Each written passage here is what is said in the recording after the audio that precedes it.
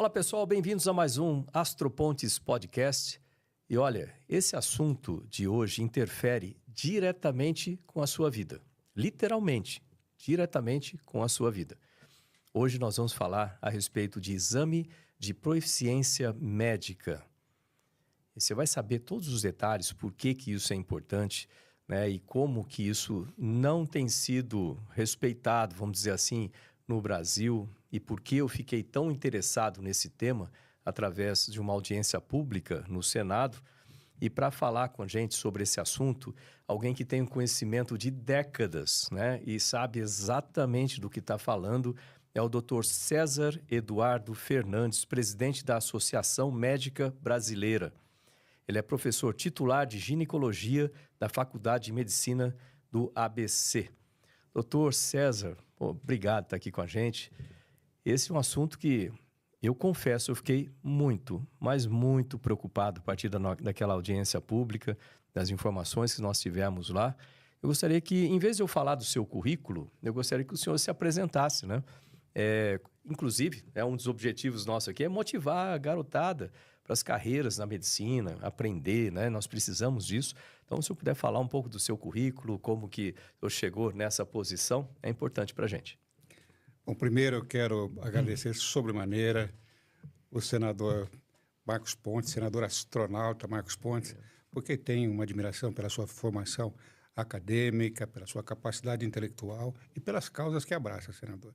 Então, eu estive presente na audiência pública que o senador referiu. Realmente, quem toma contato e não vive o cotidiano dessa situação, realmente toma um susto quando vê a fotografia da nossa assistência médica nos dias atuais, né? Esse engajamento do senador, com a força que o senador tem, certamente contribuirá muito para que esse tema seja debatido, né? Seja acolhido tanto pelo legislador, pelos deputados, pelos senadores, pelos parlamentares de um modo geral, quanto pela população, né? É importante que a gente possa eviscerar, ou seja, trazer à tona a real situação que nós vivemos, porque, como bem disse o senador, isso interessa, claro, a cada cidadão brasileiro, né? Às vezes a pessoa pode ter uma ideia equivocada de que, por ser de uma classe social que tem mais acesso, de que esse problema não lhe diz respeito. Diz sim, né? Se qualquer um de nós hoje, numa grande capital, né, ou numa grande cidade, ou numa pequena cidade, tiver um mal súbito, né, ou tiver a infelicidade de sofrer um acidente de trânsito, ele vai ser atendido na unidade de pronto atendimento, na unidade básica de saúde, com os médicos que lá estão, com as competências que esses médicos têm para fazer o atendimento. E se for um atendimento competente, né, se for um atendimento com as habilidades que se fazem necessárias, certamente esse indivíduo terá uma chance maior de sobreviver a esse infortúnio que ele teve. Agora, se ele tiver a infelicidade, né, de ser atendido por um médico que durante a sua formação, e nós temos muita formação precária, certamente vamos, ao longo da nossa conversa, tratar desse assunto, ele pode ter o seu diagnóstico feito de maneira equivocada, os procedimentos de tratamento podem não ter sido os corretos e, portanto, um médico com preparação deficiente, ele impõe riscos ao paciente. Isso também tem métricas que mostram isso claramente, mundo afora, né, de que esses equívocos médicos, esses erros médicos, né, podem trazer danos, muitas vezes, irreparáveis à saúde. Mas o senador me dá uma oportunidade, se eu me alongar, o senador dá um sinal... Não, fique à vontade, só fala um pouquinho da sua formação também. Exato. Eu ia lembrar disso. O senador me dá a oportunidade de falar um pouquinho sobre a minha formação, né? As pessoas acham que estão me vendo e veem que aqui não tem um noviço, tem uma pessoa que, né, já tem os seus cabelos brancos, o senador também, estrada, né? Então, eu me formei em 1975. 1975. Portanto, agora em 2025 eu faço 50 anos de formado, agora tenho 48, estou no meu 49º ano de formado, né? Então, eu tive a primazia de viver todos esses avanços atuais hoje que estão impregnados na cabeça dos médicos. Eu falei, faz um ultrassom. Quando eu me formei, não tinha ultrassom. Né? Vamos fazer uma ressonância magnética. Não, nem pensava nisso. Então, nós médicos, naquele momento, tínhamos que ser exímios clínicos, no sentido de saber bem examinar o paciente, de colher uma boa história. E com isso nós tínhamos recursos obtidos da história e de um exame físico bem feito que nos possibilitava, no mais das vezes, de fazer diagnóstico, né? Nós, médicos antigos, nos esmeramos nisso e eu acho que mesmo hoje, 2024, a gente não pode abdicar desses princípios fundamentais que uma investigação, qualquer que seja ela, precisa fazer. Toda investigação, uma investigação policial, uma investigação, sei lá, de desvio financeiro, tem que começar com uma boa história. Você colhe uma boa história e a boa história te conduz pelos caminhos diagnósticos corretos. Se você não colhe uma boa história, não faz, como nós chamamos, uma boa anamnese, que é a retirada, a coleta dos dados do paciente, da história do paciente, a gente vai, eventualmente, fazer hipóteses equivocadas, não é? E, por conseguinte, pedir mais exames, onerar mais o sistema de saúde. Muitas vezes não se chega ao diagnóstico. Nós, médicos, temos a convicção, aqueles que já têm formação de longo prazo, que quando nós terminamos a história, o exame físico, 95% dos casos, sem pedir nenhum exame, a gente já tem a hipótese diagnóstica bem formulada, né? E é importante que os médicos atuais, que são médicos, eu vou dizer dos médicos bem formados, que estudam em grandes instituições, eles são médicos jovens, com grande acesso à informação, mas eles estão progressivamente perdendo o interesse em gastar tempo conversando com os pacientes, né? Porque eles têm tecnologia e muitas vezes já partem direto para os recursos tecnológicos, se esquecendo de que a boa história, a velha história, o velho exame físico pode ser elemento principal no diagnóstico. Então, ao longo da minha história, sempre fiz isso e nunca perdi a visão de que o mistério da nossa profissão é o paciente. O dia que o médico se equivocar, colocar os seus eventuais interesses, né? Interesses financeiros, interesses de prestígio, à frente dos interesses dos pacientes, ele tá indo por um caminho muito ruim, muito ruim. Sem dúvida. Então, eu digo para aquele que quer fazer medicina, para o jovem médico, faça tudo o que você puder fazer em benefício sempre do paciente. Esquece eventuais interesses. Eu vim aqui porque me mandaram aqui para o senhor me operar. Então, eu preciso ver se realmente aquele indivíduo precisa operar. Eu não sou um vendedor de cirurgias. Mas, então, preciso ver. Se não precisa operar, eu falo, lamento, acho que houve um equívoco no seu diagnóstico e o senhor não precisa operar, a senhora não precisa operar. Ou seja, esta conduta, do ponto de vista financeiro, para mim não... Mas eu não posso me equivocar com isso. Exatamente. Eu tenho que colocar... Então, eu fiz uma carreira, me considero um indivíduo bem-sucedido, sem nenhuma soberba ao dizer isso, bem-sucedido, quer dizer, fiz uma carreira digna, tenho respeito dos meus pares. A coisa mais importante para um médico é ter respeito dos seus pares. Boi preto conhece boi preto. Né? Então, quando você tem o respeito dos seus pares, e se o médico que está nos acompanhando aqui, se ele conseguir ao longo da carreira ter o respeito dos seus pares, é porque ele está fazendo uma carreira correta. Correta, né? Não?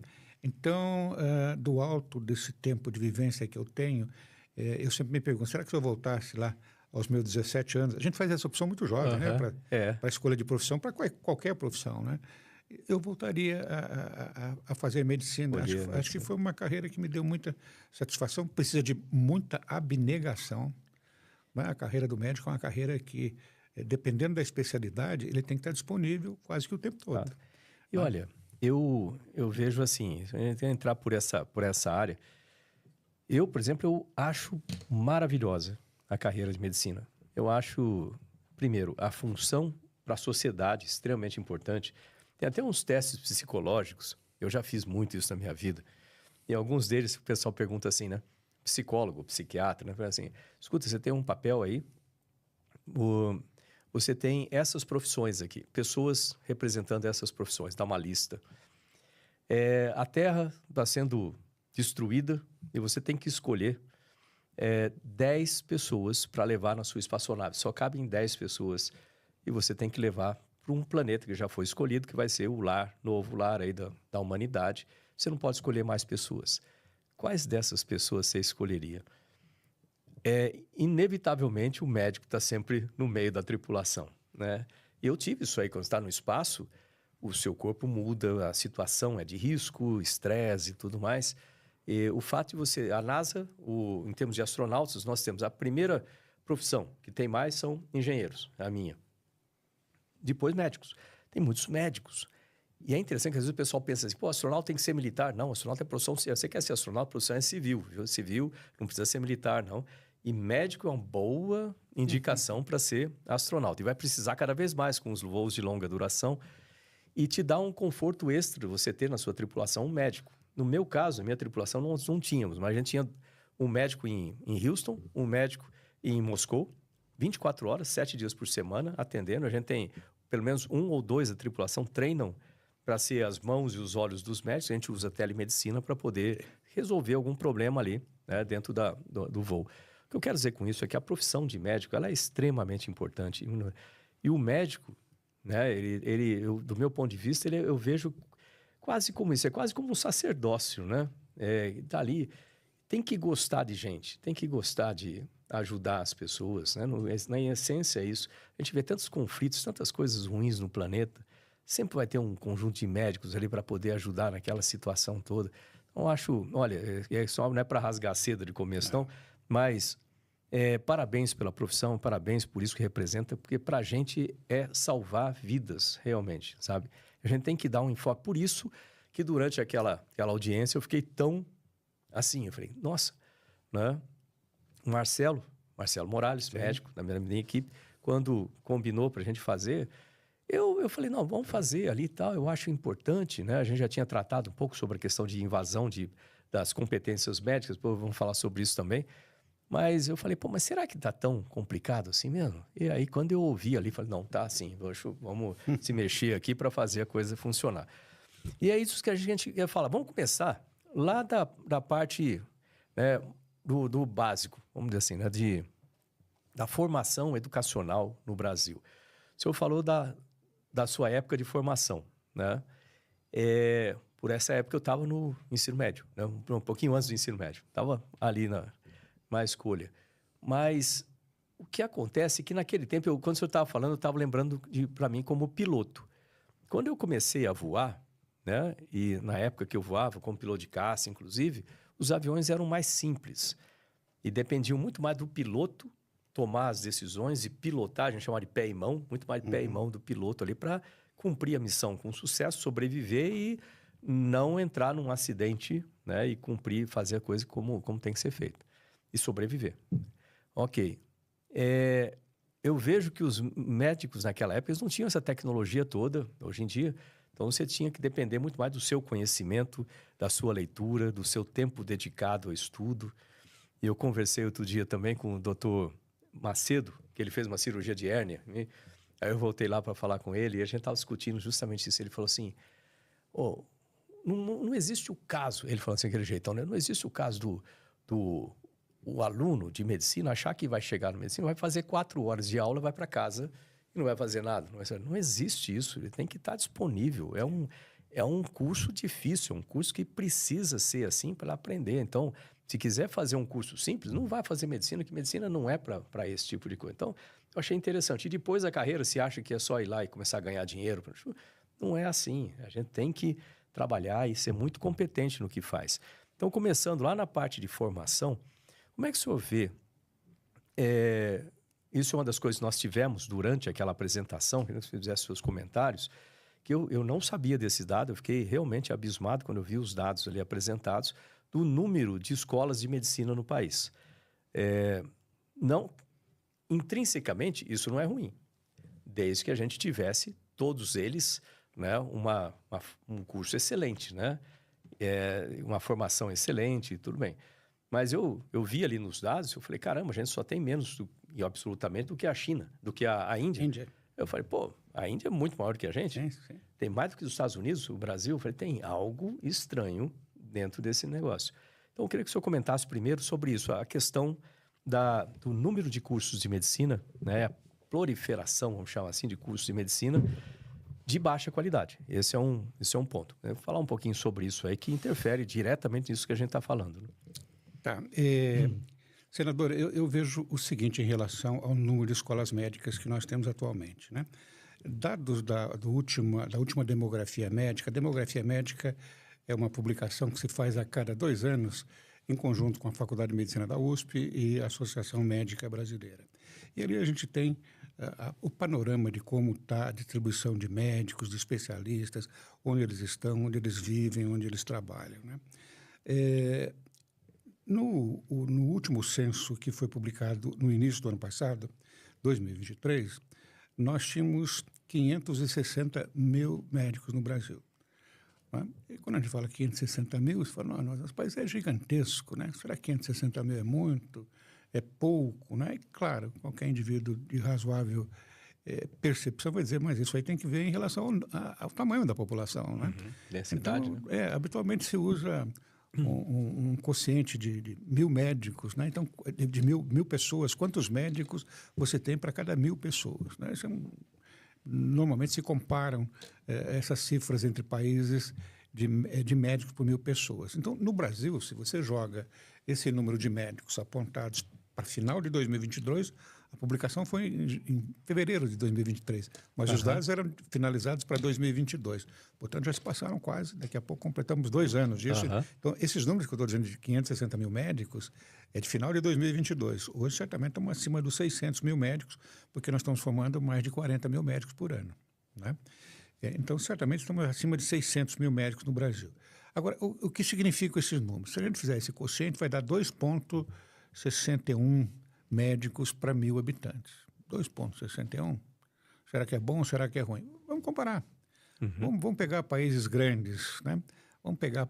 Normalmente a gente usa os Estados Unidos, né? Porque é um país muito desenvolvido. Uma referência, né? Então sempre se compara com os Estados Unidos. Então quando você vai ver nos Estados Unidos tem 2,64. É igual. É igual. É igual. É a mesma coisa. Vamos pegar o Japão. O Japão 2,60. São os nossos vizinhos, viu? Se você colocar um gráfico de barras... Né? De um lado você tem Estados Unidos, um pouquinho... Mesma coisa, né? Está dentro da margem de erro, digamos assim. Né? Então, nós podemos... Puxa vida, estamos muito bem. Nós temos tantos médicos quanto tem os Estados Unidos, quanto tem o Japão. Tem 2 pontos que eu acho que merecem análise aí, né? O primeiro ponto diz respeito a quem são os médicos lá e quem são os médicos aqui. Né? A qualidade desses médicos. Porque se você for perguntar para a população, você...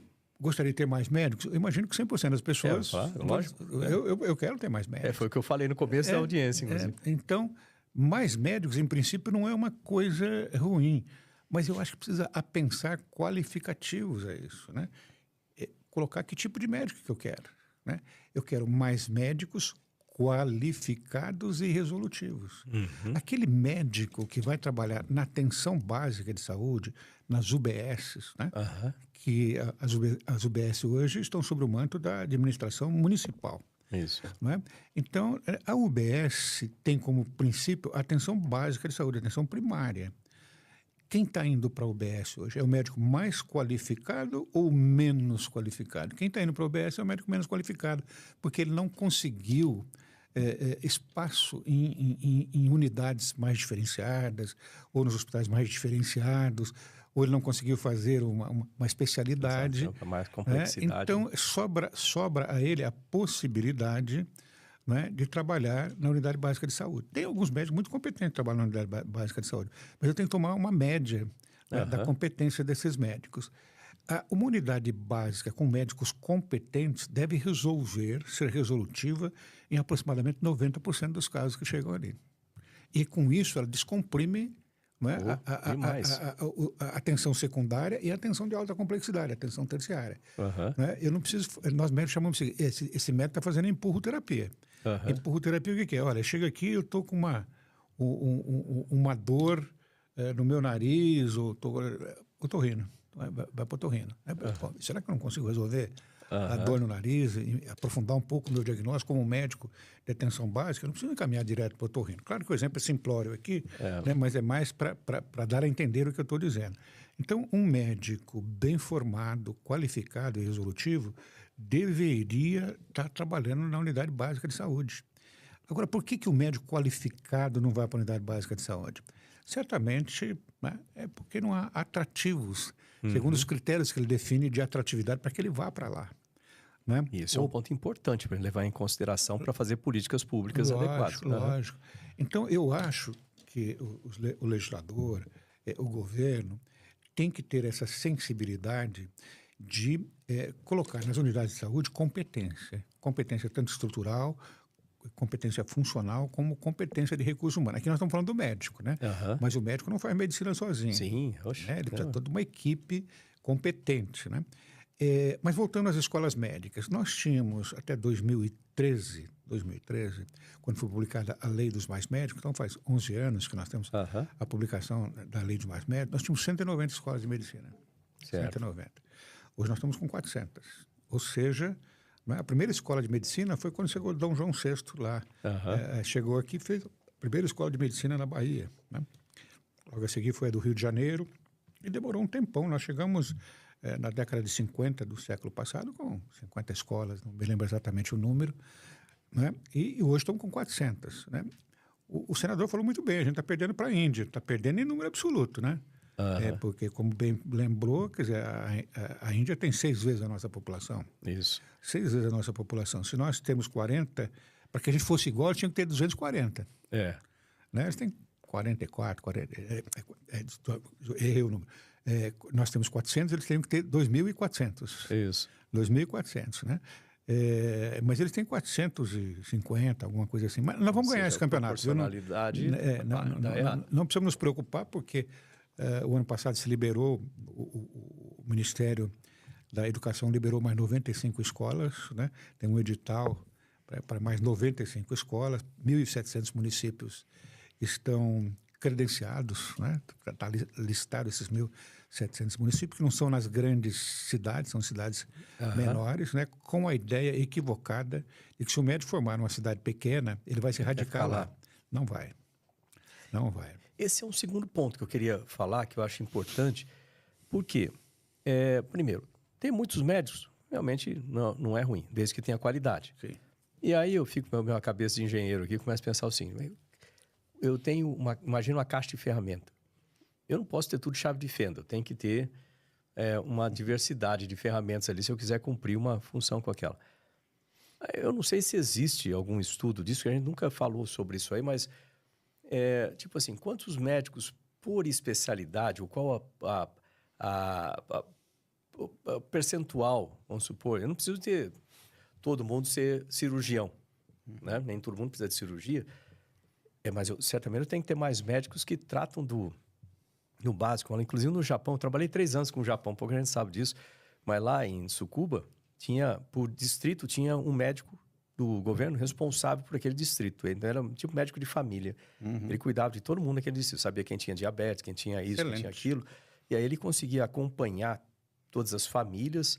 Inclusive era bom para evitar que o pessoal fosse escalado, vamos dizer assim, para procurar um hospital. Ele tratava ali, né? Então, as coisas mais básicas, ia acompanhando. Se tem algum problema evoluindo, ou alguma tendência de epidemia, sei lá, alguma coisa, ele... Né? Eu achava um sistema muito bom, muito interessante esse, assim, né? Lá eles trabalham muito com pessoa a pessoa, sabe? Isso é muito característico. Aí, sei lá, a gente precisa de um certo número de médicos, médico de família, médicos ginecologistas e assim por... Deve ter uma divisão assim, não tem alguma coisa desse tipo? Isso aí tem sido respeitado, esse percentual, de alguma forma, não? Se a gente for ver o número de médicos no Brasil, qual é a especialidade que tem mais médicos no Brasil? Chama-se clínica médica. Era o antigo clínico geral, ou médico de medicina interna. Eles têm o maior número de médicos no Brasil. Desses 560 mil médicos, mais de 55 mil, mais ou menos, têm especialidade. Aliás, no Brasil, dado antes de responder, no Brasil nós temos, desses médicos que eu mencionei, desses 560 mil, aproximadamente 260 mil, são médicos que não têm nenhuma especialidade. Como é que pode isso? Pois é, são médicos generalistas, porque o nosso curso é terminal. Né? Terminal no seguinte sentido: terminou o curso, o indivíduo com o seu diploma de graduação, ele vai ao Conselho Regional de Medicina, o Conselho confere que ele tem um diploma reconhecido pelo MEC, né? E, portanto, confere a ele de pronto o seu registro profissional, ele pode trabalhar. Né? Em alguns outros países não é assim. Isso eu ia falar, eu acho estranho isso aí. Esse é um outro ponto que, de certa forma, a gente tratou lá, de questão de residência médica. Eu queria chegar nesse assunto depois. Isso. Então, nós temos 260 mil médicos, são médicos generalistas, né? São médicos que não praticam nenhuma especialidade. E os outros que sobram aí mais ou menos 300 mil, são especialistas. Dos especialistas, o que tem mais clínica médica é especialidade, né? É o que tem mais é clínica médica, depois seguido de pediatria, seguido de cirurgia geral e depois de ginecologia. O médico da família é super importante. É super importante o médico da família. Dê o exemplo da sua vivência lá em Sucuba, em que o médico, esse médico distrital, como era chamado, é um médico de família. É isso, é um... Né? Porque ele interagia com a família, acaba conhecendo as pessoas, tem o registro das morbidades daquela população. Né? Então, ele, ao longo do tempo, ele quase que cristaliza isso no seu próprio cérebro. Né? Claro que ele tem tudo isso documentado, mas de tanto interagir com aquelas pessoas, ele já encontra a pessoa. Ele lembra, esse aqui, o diabetes. Está tomando remédio? Exato, aquele remédio e tal. Né? Então, é muito importante o médico de família, né? Que é uma especialidade médica. É a especialidade que mais está crescendo no país. Entretanto, cresce sob uma base muito baixa. Nós temos um pequeno número de especialistas em saúde da família. Então, nós temos que incentivar o médico a fazer a saúde da família. E o governo tem que valorizar o médico que faz saúde da família, né? Porque o médico que faz saúde da família, muitas vezes ele não é valorizado. Para atender como médico de saúde de família, precisava exigir o certificado dele de especialidade médica. Aí não encontra o médico de saúde da família, põe no lugar dele um generalista. Um generalista, né? Gente, eles estão acompanhando aí, vocês veem por que eu falei no começo que isso interfere diretamente com a sua vida, literalmente com a sua vida, com a sua saúde e dos seus parentes, né? Filho, pai, mãe, né? E todo mundo. Então, é muito importante. Se você está assistindo aí, lembre de clicar aí no sininho, lembre de se inscrever, tem muitos assuntos importantes. Veja os vídeos anteriores também aqui no canal, muito assunto importante para a sua vida também, para a sua profissão, para o seu empreendedorismo, vamos supor. E hoje, esse assunto, você vê que eu não estou nem dando muito intervalo aqui para falar contigo, que o assunto é importante, estou deixando o Dr. César falar bastante aqui, porque tem muita informação. Como eu falei, fiquei, de certa forma, impressionado, meio assombrado até, durante a nossa audiência pública. Eu fiz questão de trazer para passar para vocês esses dados aqui. Então, você vê, a gente falou da importância da formação, falamos da importância do trabalho do médico como um todo, falamos dessa parte agora de como que isso aí é distribuído ao longo das diversas especialidades. E aí vem um ponto, doutor, que me preocupou bastante lá também. Como a gente fala de especialidade médica, que daqui a pouco eu vou entrar, por que a gente está falando essa parte de teste, né, o exame de proficiência. Mas quando a gente fala de especialidade médica, é outro projeto de lei que eu coloquei, incentivado pelo Dr. Lobato, incentivado no Conselho Federal de Medicina, numa reunião que nós tivemos lá, eu também fiquei assombrado, porque quem não é do sistema, a gente não sabe o que está acontecendo. Então, quando eu falei, nossa, eu vou dar uma comparação. Para começar, eu vou colocar isso aqui para vocês pensarem. Imagina o seguinte, você vai fazer um voo comercial de São Paulo, decolando de Congonhas, indo para Natal, no Rio Grande do Norte, tá? Você entra no avião, senta lá, vai vir a comissária, vai te dar as instruções, aquelas instruções todas, aí entra o comandante na fonia, depois que o avião está fechado já, indo no táxi, né, indo lá para a decolagem, para a pista, o comandante fala assim, bom, bem-vindos a bordo, estou muito feliz hoje de estar com vocês aqui, de pilotar nesta missão, saibam vocês estão num momento muito especial da minha vida, porque esse é o primeiro voo que eu vou ter.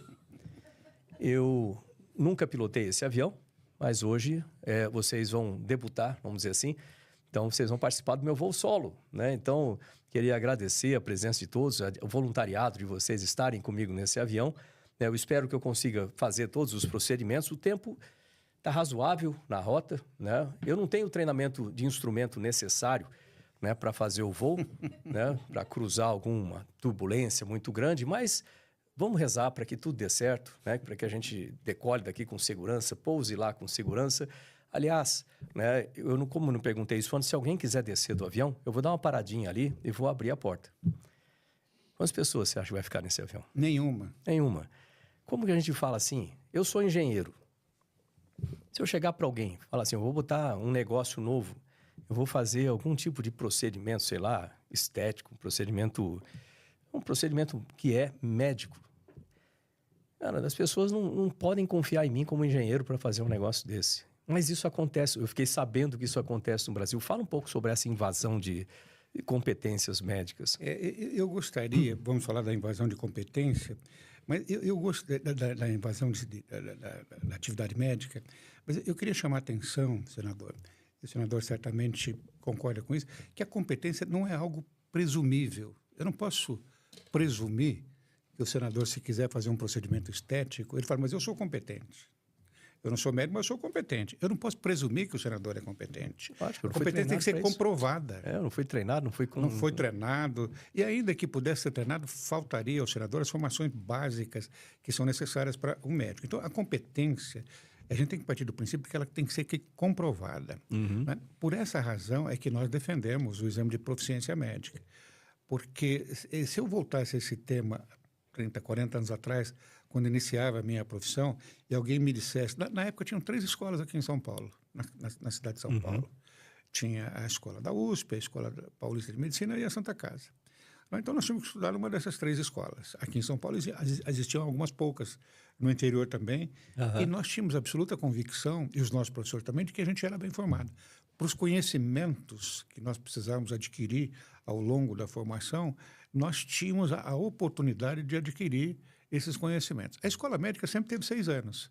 Quando eu me formei, eram 6 anos.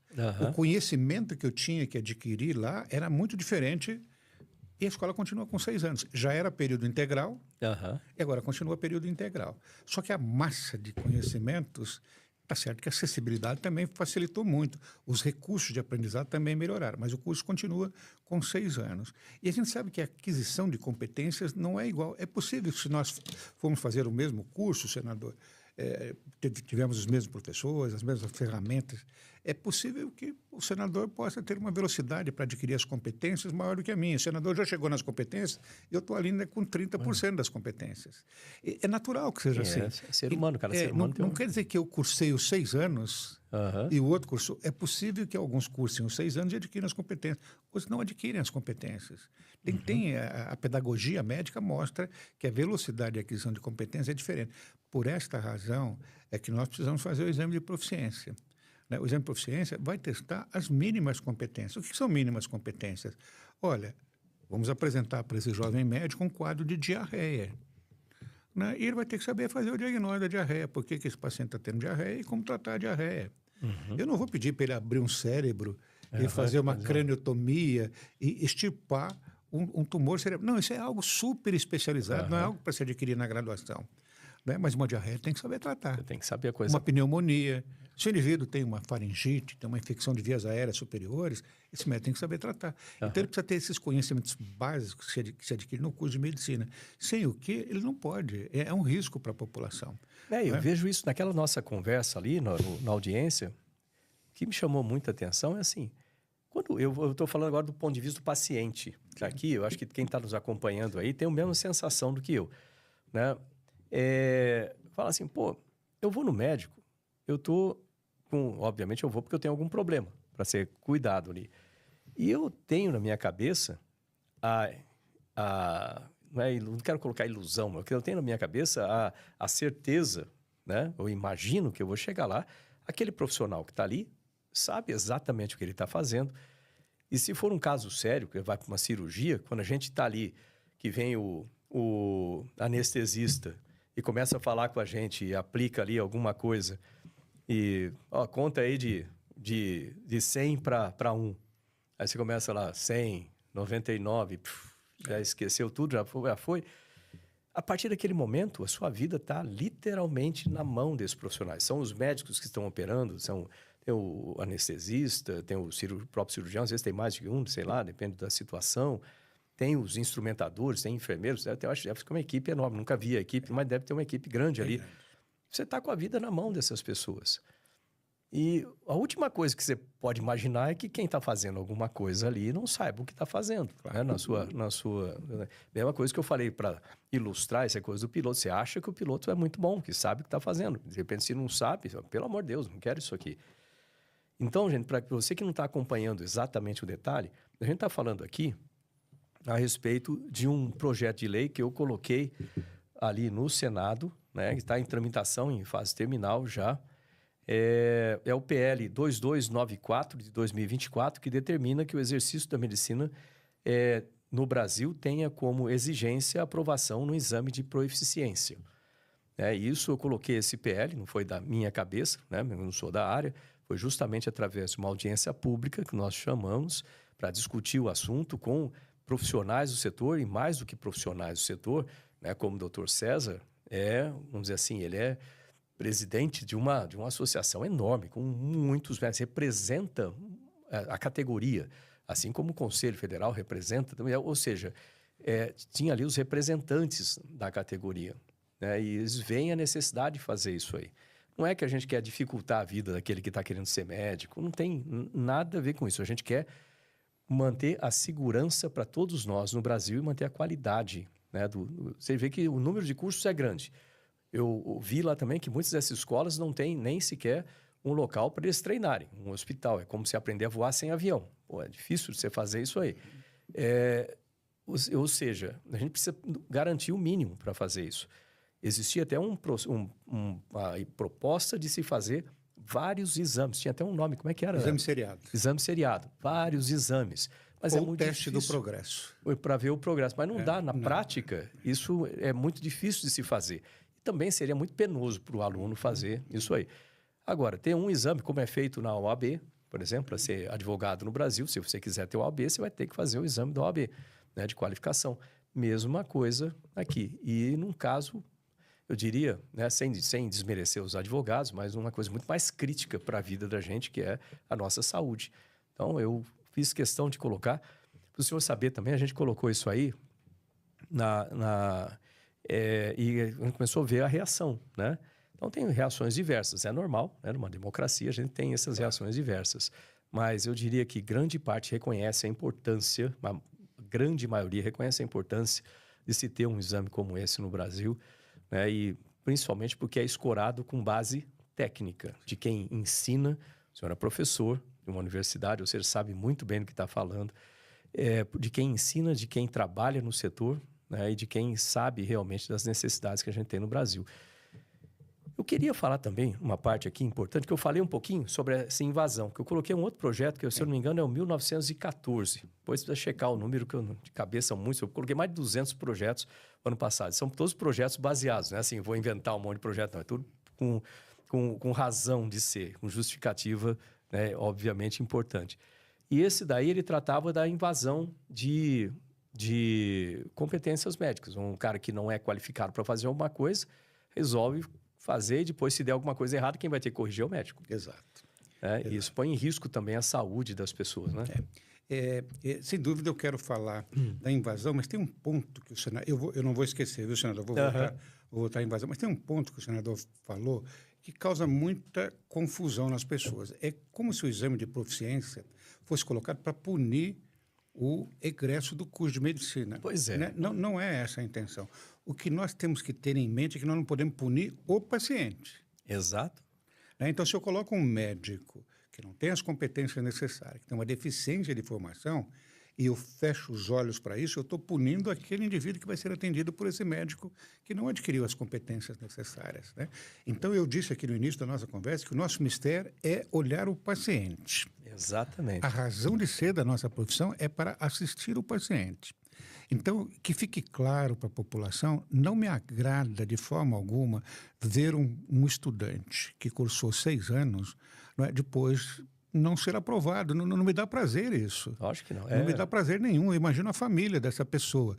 Mas isso vai trazer um ensinamento, porque as escolas que tiverem baixíssimos índices de aprovação, quando o indivíduo for cursar, vai saber que aquela escola não é uma escola. E provavelmente o governo vai ter que tomar medidas concretas. Isso que eu ia falar. É importante também o MEC prestar atenção na qualidade dos cursos. Sim. Não pode ter um curso de tal importância mal feito. E as pessoas estão confundindo, né, o legislador, o MEC.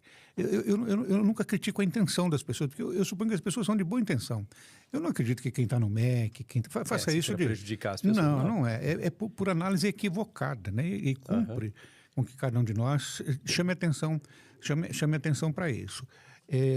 Há uma confusão entre a política de provisionamento de médico e a política de formação médica. Não é? para provisionar médico, depois a gente pode falar, o Estado tem que intervir com uma carreira que facilite o provisionamento de médico, para que o médico tenha interesse em ir para aquele local, em princípio, inóspito. Você perguntar para o médico, você quer viver... Eu cresci, por exemplo, numa cidade do interior, chamada Martinópolis. Tenho muito orgulho de ter crescido lá. Lá não faltava juiz, não faltava promotor, tinha a casa do juiz, a casa do promotor, e nunca faltou juiz e promotor, mas faltava médico. Faltava médico, porque os médicos, apesar de que tinham médicos abnegados lá, me lembro dos médicos da minha infância, até hoje, né? Eram verdadeiros médicos de família. Então, eu acho que o provisionamento de médicos, esse é um outro assunto que a gente pode voltar a comentar, se houver tempo aqui, porque a nossa conversa está fluindo de uma maneira tão agradável que a gente fica preocupado com o tempo, que corre célere, né? Então, eu acho que política de provisionamento é uma coisa que tem que ser bem pensada, tem que ter uma política de Estado, a meu juízo, né, para que esses profissionais fundamentais para a atenção básica. Eu não acho que carreira de Estado é para médico de atenção terciária. Não, porque isso tem os hospitais próprios do Estado, né, que fazem atenção terciária e que já tem toda a estrutura pronta. O serviço público, o SUS, que é fantástico, a atenção terciária do SUS é maravilhosa. Claro, tem problemas com o SUS, tem problema de financiamento, mas o SUS é uma grande conquista da população. Eu tenho o prazer de ter morado muitos anos, mais de 20 anos nos Estados Unidos. Sem dúvida, tem muita tecnologia, né? Sim. Mas se você não tiver dinheiro para pagar um bom seguro, esquece. Entendeu? Isso é uma coisa que o SUS aqui ajuda muito. Então, senador, só para concluir, não adianta eu mandar formar médico no interior achando que isso vai resolver o problema de provisionamento de médico, eles vão ficar lá. Não, primeiro que as escolas são precárias nesses locais. Não é? Tem cidades pequenas, não vou falar o nome delas aqui no estado de São Paulo para não constranger ninguém. Sim. Não, mas tem cidade que tem 30 mil habitantes, tem escola de medicina. Não tem. Como é que você vai colocar 10 alunos de medicina? Não, eles colocam 50, 100 alunos. E mais do que isso, isso está proliferando cursos particulares. Nada contra o curso particular. Tem escolas particulares que são maravilhosas. Sim. Mas virou business. Tem grupos empresariais que têm mais de 30 escolas de medicina. O senhor falou um ponto que eu acho muito importante. A gente falou meio de passagem naquele dia na audiência, mas a gente vai ter que tomar providências disso aí, porque é política pública. Que eu acho muito errado você falar assim, eu vou criar uma escola de medicina e aí os médicos vão ficar por aqui, eles vão estudar aqui, vão ficar aqui. Não vão ficar. Você não pode prender ele lá. Eles vão migrar para os centros onde eles tenham melhores condições de trabalho. Claro. E a gente viu uma distribuição de médicos no Brasil. Eu não lembro o número exato, mas eu lembro, assim, qualitativamente, que Vitória, no Espírito Santo, tinha um número muito grande de médicos. Maranhão, pequeno. E aí você vai em Macapá, lá no Amapá, tem um número minúsculo. Isso. Embora o salário lá seja muito maior do que o salário aqui. Tem alguma outra coisa no meio do caminho que precisa ser cuidada. Não é só a questão do salário. Sim.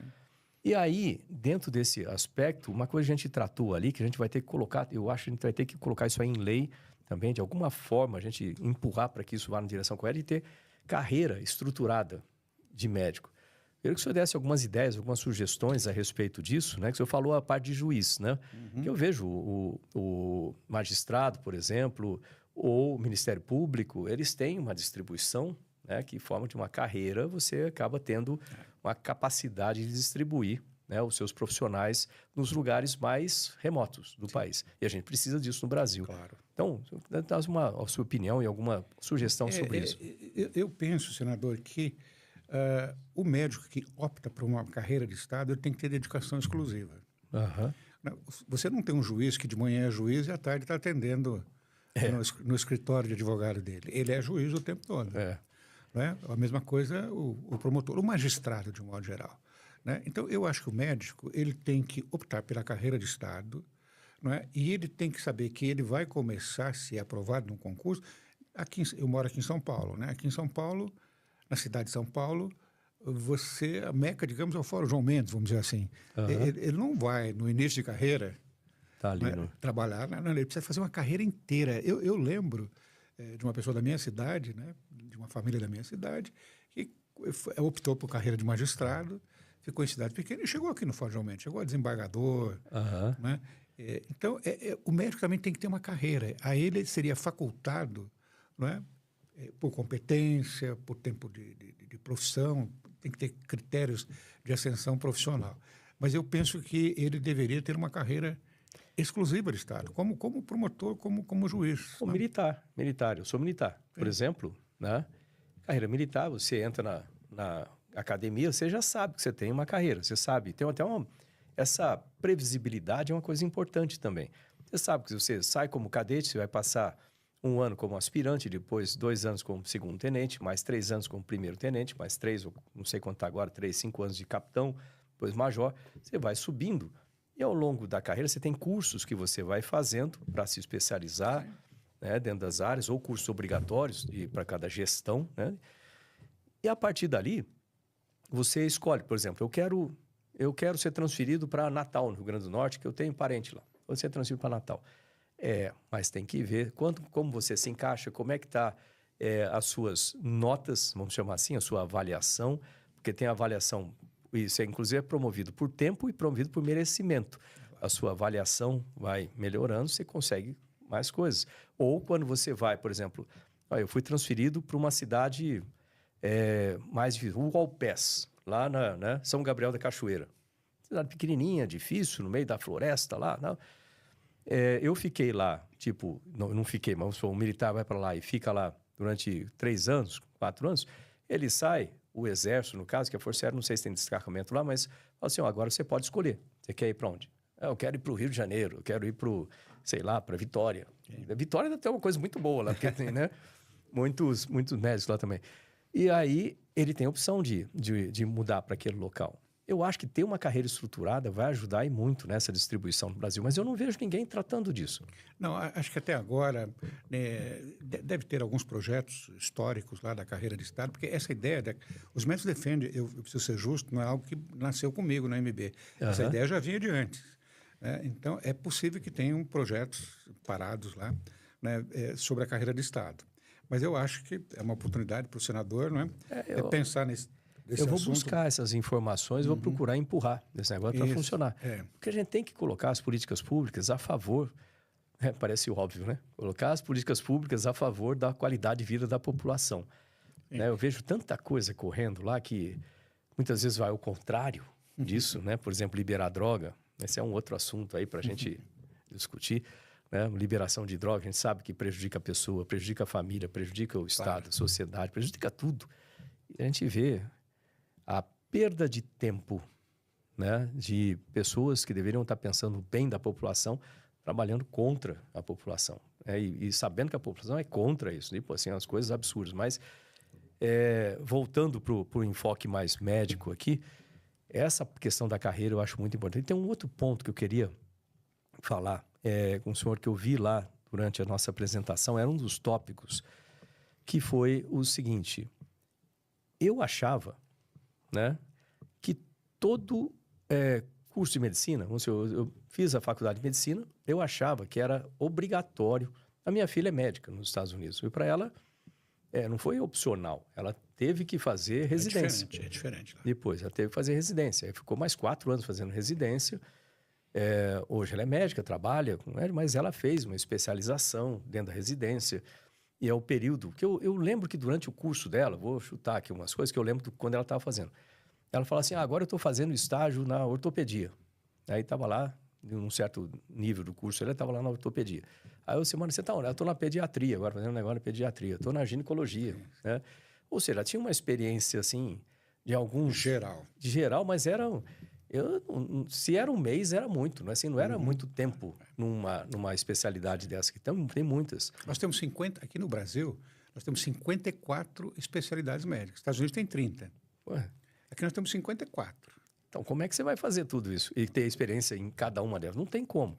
Eu acho que servia mais, no caso dela, serviu mais para ela ver o que era cada uma, para depois ela escolher e falar assim, eu gostei mais disso aqui. E ela foi lá fazer residência naquilo. Ela fez em emergência, uma coisa que não sei nem se tem no Brasil.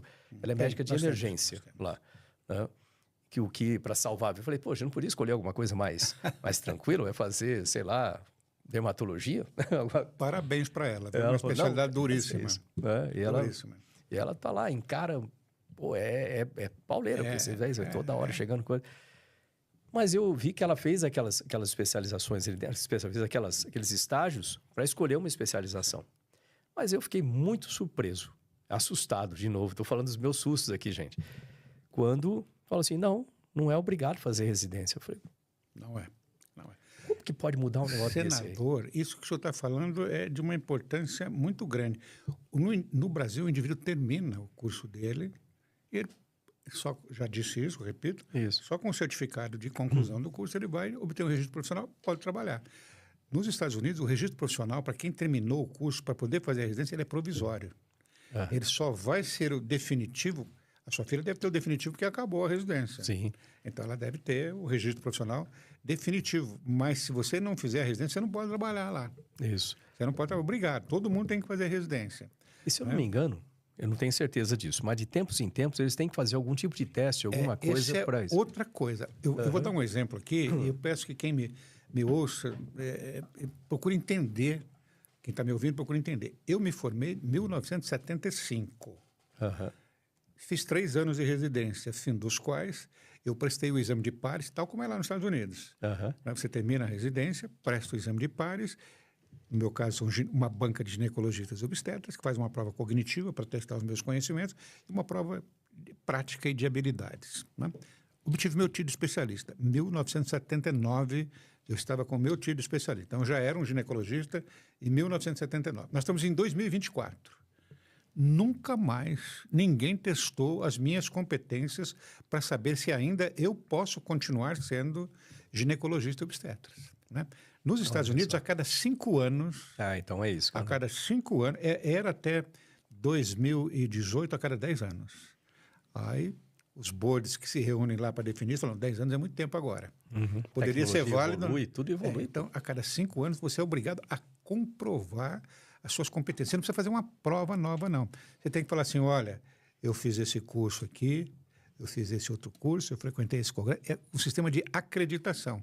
Então, se eu for, por exemplo, no American College Obstetrics and Gynecology, eu sou um ginecologista, eles me dão, sei lá, X pontos. Então, se eu fizer um curso lá da Universidade de Harvard, me dão Y pontos. Eu vou somando isso ao longo de 5 anos, apresento a documentação comprobatória e entrego para o board que vai analisar. E o board vai falar, não, doutor César, tá tantos pontos, tá aqui a certificado. Ok, o senhor continua sendo especialista.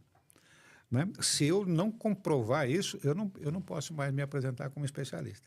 Aqui no Brasil, não. É a mesma coisa que o piloto. A analogia que o senador fez o tempo todo aqui é muito válida. O piloto tirou o seu brevet, pode fazer aviação comercial, não sei como é que se faz isso, e pronto, nunca mais ele vai ser avaliado. Não, vai sim. Aliás, até carteira de motorista, CNH, você tem que ser avaliado, sei lá, de quanto 5 anos. Agora que eu já passei de uma certa idade, eu preciso encurtar o meu tempo de avaliação, que antes era... Você vê, tem as questões da habilidade de conhecimento, tem o conhecimento, tem a habilidade para exercer aquilo, e tem a própria... a gente vai ficando mais velho, queira ou não queira, perdendo a habilidade. Essas coisas. Então, na carteira de motorista é a mesma coisa, tem que fazer um examezinho médico lá, tem que fazer alguns exames juntos. O médico piloto, não, viu? O médico não precisa. Para piloto, por exemplo, tem exame médico todo ano. É um exame, não é um exame fácil de passar. Você tem que fazer os seus cheques periodicamente, tem que fazer cheque de roubo de instrumentos. Médico, eu estou dando meu exemplo aqui, real, concreto. Eu tirei o meu título de especialista, jovenzinho, médico muito jovem, 1979. 2024. Até hoje, nunca mais... Os órgãos que regulam me pediram que eu comprove que ainda tenho as competências. Eu tenho consciência de que as tenho, porque a minha atividade docente me obriga, a minha atividade de professor, os eventos que eu frequento. Então, eu tenho uma consciência que é minha. Mas não é geral isso aí. Não. Ou seja, é uma coisa a gente tratar aqui no Brasil também. Eu acho algo importante. Gente, de novo, como o doutor falou, não é a questão de dificultar a vida dos médicos, não é a questão de dificultar a vida de universidades, nada disso. É segurança. A segurança do paciente. O paciente é a primeira coisa, não tem aquele juramento... Segurança de quem está voando. Juramento de Hipócrates. O paciente está no primeiro lugar, a vida das pessoas. Isso aí não é um profissional qualquer, não é um profissional que você possa... tratar assim de qualquer forma. É um profissional extremamente importante na sociedade, importante para a vida de cada um de nós nos momentos mais críticos. Então, a gente precisa ter essa garantia da competência. Como o doutor César falou, isso não é só eu falo que eu tenho competência, eu tenho que demonstrar esse negócio. Não é eu vou chegar lá e falar assim, bem-vindos ao meu primeiro voo. Aqui, vocês estão comigo aqui para comprar. Não pode ser algo desse tipo. A garantia sou eu. A garantia sou eu. Não dá para ser assim, porque a vida... é minha. Né? E aí, tecnologia. Eu quero usar esse ponto, não sei como é que está o tempo, o pessoal às vezes olha para mim, não tem, mas tecnologia. Eu trabalhei a minha vida inteira com tecnologia. Vou começar com um exemplo de aviação para colocar o ponto, depois eu queria que o senhor passasse isso para a medicina. É o seguinte, né? Tempos atrás, lá, como eu falei durante aqui, aliás, você está assistindo, até entrando agora, a gente está falando aqui sobre são exames de proficiência médica, né, que eu coloquei um projeto de lei para passar a ser obrigatório. Isso é muito importante para a saúde das pessoas. Mas a gente aproveitou, colocou uma série de outros assuntos importantes, como a proliferação de cursos de baixa qualidade de medicina, a distribuição de médicos no Brasil, a carreira médica, a necessidade de desenvolvimento de uma carreira médica, né, dentro do país como um todo, como política pública. Nós falamos de invasão de competências médicas também, né? Falamos sobre a questão da necessidade de se ter residência médica, né, para uma formação completa. Aliás, um ponto que a gente não falou é sobre aquele conselho, né? Depois a gente vai voltar nesse ponto, sobre o conselho de residência, que é outro ponto que me deixou abismado ali, da tal do decreto 11.999, né? Que me pareceu um absurdo, né? Mas a gente vai falar sobre isso. Mas agora vem a tecnologia, né? Com o piloto, lá atrás, um piloto não está acostumado lá atrás a usar piloto automático. Você tem que pilotar o tempo todo. Então, você está ligado ali, passa nuvem, passa CB, aquela coisa toda, tal. Você tem que estar você pilotando. Se você parar, o avião né, cai. Você tem que estar pilotando o tempo todo. Aí vem o piloto automático. Bom, o piloto automático reduz a carga de trabalho do piloto. Tecnicamente, funciona no sentido de não deixar você cansado quando vai para fazer o procedimento de pouso. Ele pilota ali. No começo era só no cruzeiro. Depois colocamos a subida. Ele faz o procedimento de subida sozinho. Depois faz o procedimento de descida sozinho também. Hoje em dia, tem avião que pode pousar automático. O piloto fica não como um observador, mas como um supervisor. Mas isso muda. Por causa da natureza humana.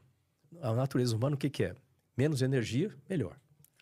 Então, a gente se acostuma com menos energia e a gente começa a acreditar 100% naquele sistema de tecnologia. Exemplo, quem de vocês está assistindo aí que ainda usa mapa ou checa as informações do GPS com um mapa de papel? Duvido, não tem mais. Se o GPS te mandar, e ele pode fazer isso, ele pode errar, é um sistema. Se ele errar e te mandar para o meio de um lugar perigoso durante a noite e você sozinho lá, você sabe que você vai correr bastante risco, né?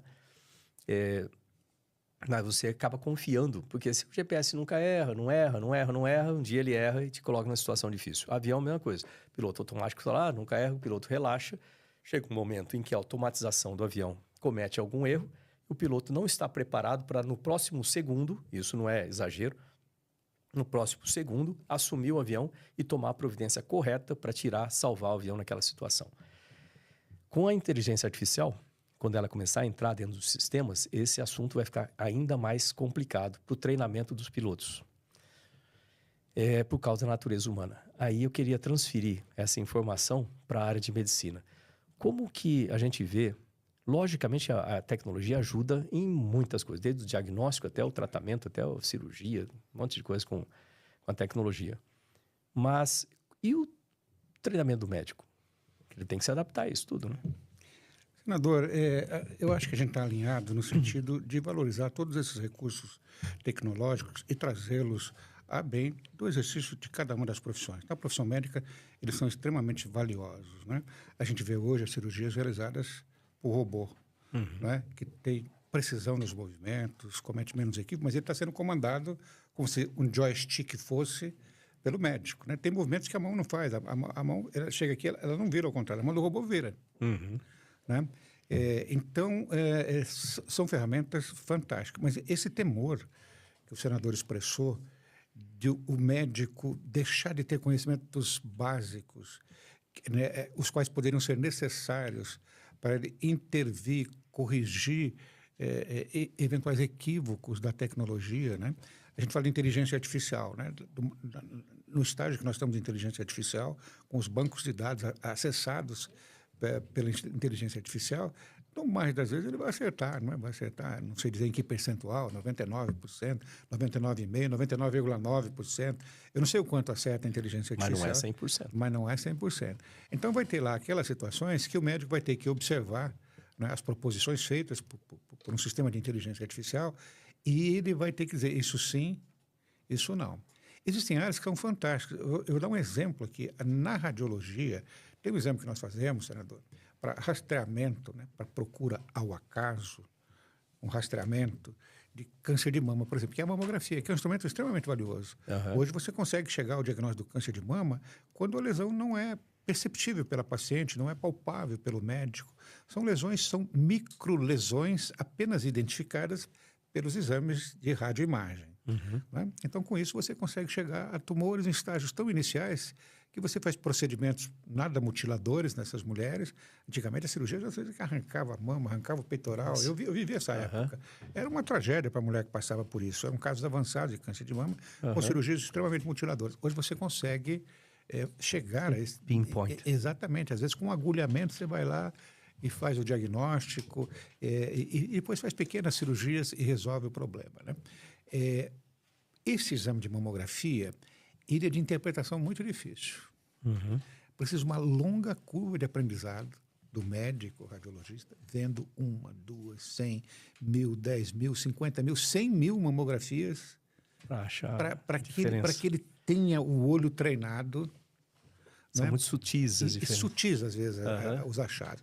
Eu, às vezes, estou falando com uma plateia de 300 pessoas e os exames de radiologia, eles vêm com um laudo.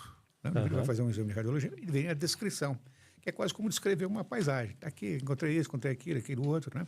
Hoje os laudos são bem padronizados, tem um léxico internacional que ajuda a fazer os laudos bem padronizados. É possível que um laudo feito por um americano seja igual ao laudo feito por um brasileiro. Segue um padrão de execução do laudo. Mas eu pergunto, vocês colegas aqui, ginecologistas em geral, que pedem esse exame, vocês se sentem seguros, sem o laudo, para interpretar a mamografia? Quem se sente seguro, por favor, levanta a mão. Ou seja, o que eles estão querendo dizer? Estão querendo dizer o seguinte: olha, precisa de muita experiência para você se sentir seguro, para dizer esse laudo está normal ou esse laudo tem lesão suspeita. Essa mamografia está normal ou está suspeita. Pois bem, o computador, o software, enquanto um radiologista lê uma mamografia, ele lê 30. É uma capacidade gigantesca. Ele lê 30. Né? Agora, será que eu posso acreditar nessa máquina e jogar fora o radiologista? Não, eu acho que não. Não posso. E o radiologista ele tem que estar tão bem treinado, eu entendo, mesmo quando não tinha o software de análise de mamografia. Você vê. Né? É a mesma coisa do avião, viu? E outra coisa, quando você pega, por exemplo, a inteligência artificial consegue analisar ali 100, 200, 1.000, sei lá, em 1 minuto. Olha lá, porque ela aprendeu, usou muito banco de dados, aquela coisa toda, ela consegue enxergar nuances mesmo, porque também não tem a emoção. Às vezes a gente, com emoção, cansa, né? tem a distração, tem o cansaço. Né? Então, o piloto comete erros por cansaço, comete erros por distração. Acontece. Inteligência artificial, não. Ela não cansa, não fica distraída. Ela vai fazer o que está previsto ali. Mas, do meu ponto de vista, precisa de um profissional para depois ela falar assim, olha, ela é um auxiliar, é como se fosse um bom auxiliar, né? Sim. Eu separei, olha, esses casos aqui existe maior probabilidade, esse aqui tem menos, esse aqui eu achei tranquilo.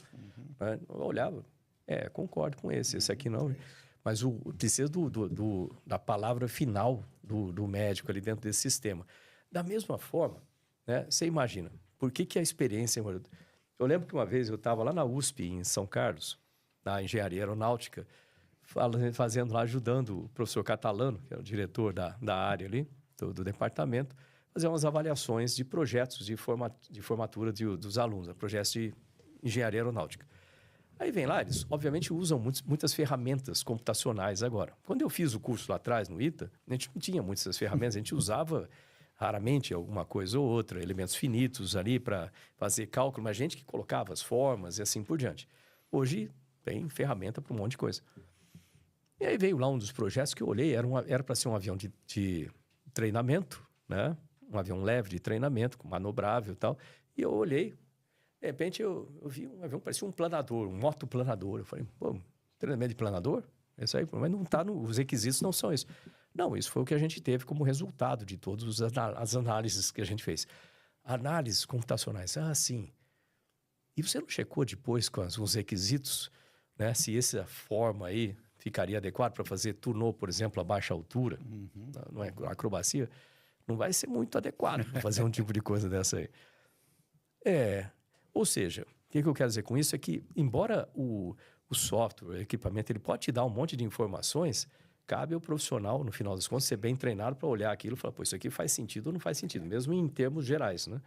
Eu acho que é a mesma coisa, né? Não, no momento atual de conhecimentos, no estágio em que essas ferramentas se encontram, eu acho que é imprescindível o profissional da área, vale isso para o engenheiro, vale isso para o médico, ele dá a posição final de concordância ou de discordância daquilo que é inteligência ou que as ferramentas que ajudam para essas finalidades diagnósticas ou terapêuticas. Então, eu não sei se um dia, senador, a inteligência artificial, esses recursos vão nos dar a segurança de que a gente possa deixar tudo na mão da ferramenta, né? Eu não custo acreditar que isso possa acontecer, mas a coisa evolui de uma maneira tal que seria uma leviandade ficar duvidando de que essas coisas possam chegar a esse estágio de quase perfeição, né? Mas eu tenho muito medo, como o senador mencionou no início dessa discussão, de que esse menor esforço que essas ferramentas nos exigem, nos desobriguem de aprender o beabá. Eu concordo 100%. Acho que qualquer pessoa que já entrou num carro autônomo já teve essa sensação de você estar ali e o carro dirige sozinho e você fica basicamente pisando no freio, no acelerador, ali sem ter acesso àquilo.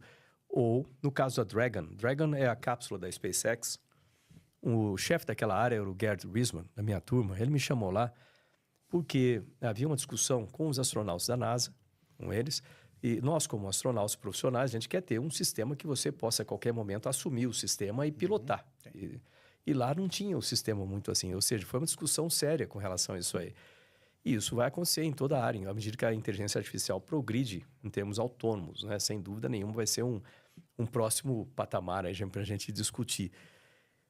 Antes da gente encerrar, que o pessoal está me fazendo aí sinal de tempo, passa rápido e o assunto é bom, tem muita coisa. Está muito boa a conversa, estou gostando muito. Tenho uma parte que eu deixei aí sobre a questão, a gente falou sobre residência médica, mas uma das informações que nós tivemos e tratamos lá durante aquele dia na audiência foi com relação ao decreto-lei número 11.999 de 2024, colocado pela Presidência da República, mudando a constituição do conselho, não sei o nome exato do conselho, mas é o conselho que trata de residência médica.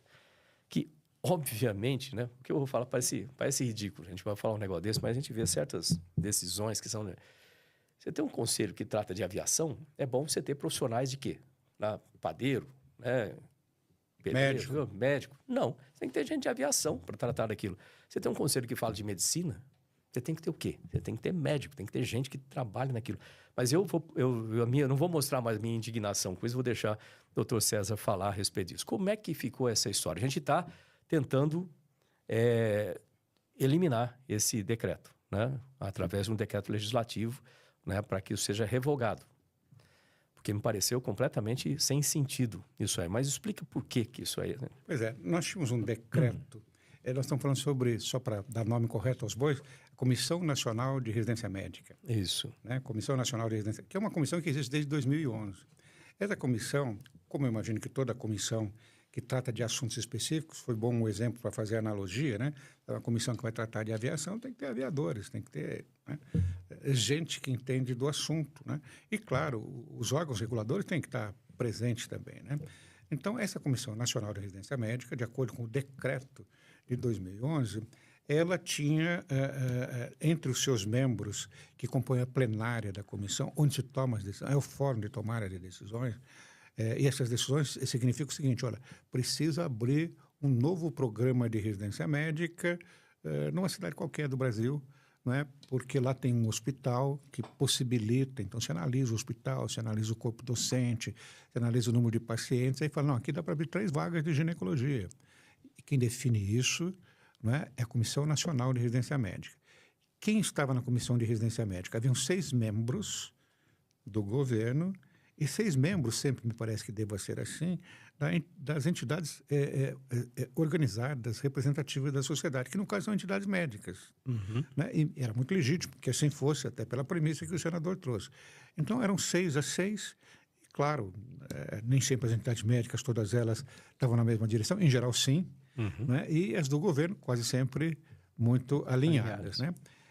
Eis que agora, em 17 de abril deste ano, houve um decreto assinado pelo presidente em exercício na época, o presidente Alckmin, o presidente Geraldo Alckmin, mudando completamente a paridade dos membros da comissão. De sorte que, se elas eram paritárias lá em 2011, passaram a ser assimétricas agora em 2024. Passaram a ser 8 membros do governo e 5 membros das entidades médicas, o que desequilibra completamente as votações, né? Ou seja, as teses que fossem do interesse do governo, é que eu não quero julgar intenções, eu sempre tenho esse cuidado, porque É importante.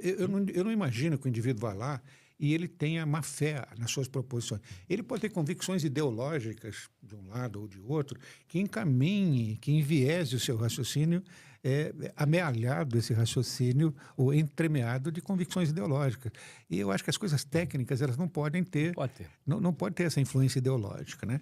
Então, então nós tomamos um susto quando vimos aquilo, né? Não bastasse isso, tem uma instância superior à plenária, não é, que se chama Câmara Recursal.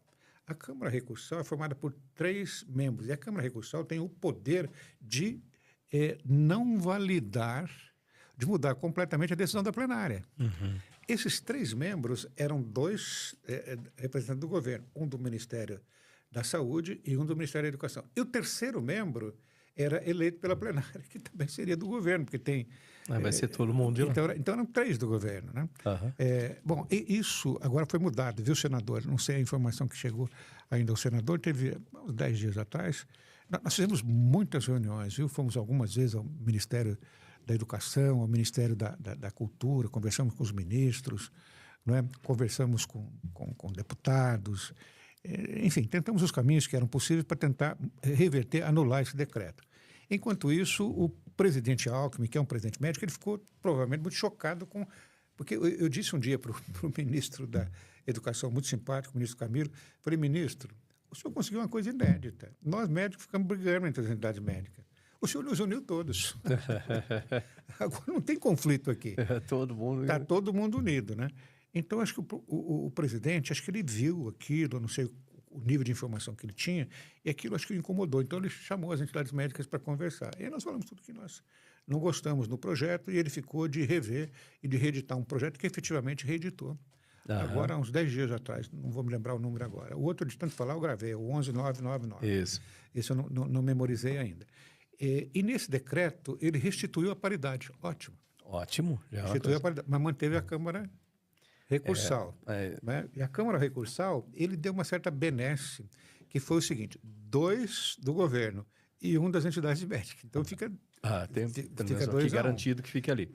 Então, nós estamos preocupados com a Câmara Recursal, tem que fazer o regimento interno, vamos ver se no regimento interno, que é infradecreto, né? Infradecreto, de que a gente possa encontrar um caminho para trazer equilíbrio. Nós não queremos ganhar do governo, não. Nós queremos que quem ganhe seja a população que vai ser assistida. Né? Nós não temos nenhum conflito de interesse nessa análise. Né? Eu digo que a MB... qual é o partido da MB? A MB tem partido? Tem partido. É o Partido da Boa Assistência Médica e o Partido do Bom Exercício da Medicina. É a saúde das pessoas. É a saúde das pessoas. Esse é o nosso partido. Tudo isso que a gente tratou aqui hoje, a gente está falando exatamente sobre isso, a saúde das pessoas. Aliás, eu recebi uma pergunta aqui de um assunto que a gente já tratou aqui, mas vale lembrar da Maria Alice de Santa Bárbara. O que o doutor acha de profissionais de outras áreas, como dentistas e etc., serem autorizados a fazerem procedimentos como... Botox e outras coisas, assim, né? A gente já tratou disso. Não, mas eu acho que eu fui bem breve. O senador me provocou várias vezes, eu tentei, pegava pontos da fala do senador. Eu acho que tem que... o procedimento, que é, em verdade, um ato médico, deve ser praticado pelo médico. Nós não queremos invadir a profissão do enfermeiro, do dentista. São profissões muito nobres e que nos são muito caras. né? Mas eu acho que nós temos que ter um certo cuidado. Existem especificidades de ação do médico, do dentista, do enfermeiro, do fisioterapeuta, enfim, de todos. E eu acho que cada um tem que se ater às finalidades e às competências próprias da sua profissão. De novo, não é nem a questão de... Às vezes o pessoal fala, pô, isso aí está querendo fazer proteção de mercado. Não é nada a ver com proteção de mercado, nada disso. A questão é proteger, de novo, a gente isso foi o foco central aqui da coisa, é proteger a saúde das pessoas. Você precisa ter alguém competente, treinado, especializado para fazer aquilo lá, para cuidar da sua saúde. Você não pode se colocar... ser ingênuo ou ingênua para colocar a sua vida, a sua saúde na mão de um profissional não competente. E a proteção desse profissional que não é médico. Nós estamos assistindo exemplos aqui, agora estamos vivendo um exemplo dramático, foi daquele jovem que aplicou fenol no rosto e veio a falecer disso. Nossa, né? Esse é um procedimento de alta complexidade, de alto risco, melhor dizendo. De alto risco. Mesmo os dermatologistas, né, os plásticos que trabalham com... tem muito receio de fazer esse procedimento. Você imagine alguém que não tem a noção exata disso, se expõe a risco e depois vai ser criminalizado por isso. Então, também é segurança do profissional, né? Pois é. Deixa eu até ler umas mensagens aqui, isso é importante. Mensagens que nós... peraí, abri aqui. Ok. Olha, isso aqui, reconhecimento facial, você vê que não funciona toda vez, viu? Mas...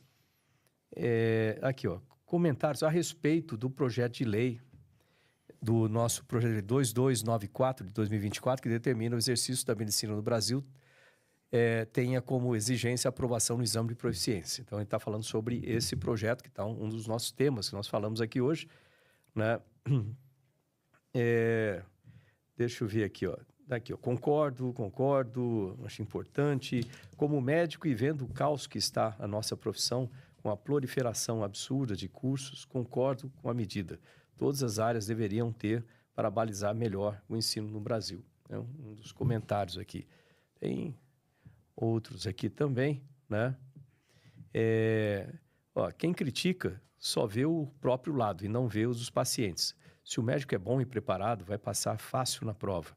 Isto é, que medo é esse, né? Afinal de contas, né? Que fique escancarado para todos que existem profissionais ruins ou escolas ruins. Né? Essa aqui eu achei interessante, um comentário que... Inclusive, deveria ter essa prova para políticos também. Eu acho isso interessante. Embora eu já até...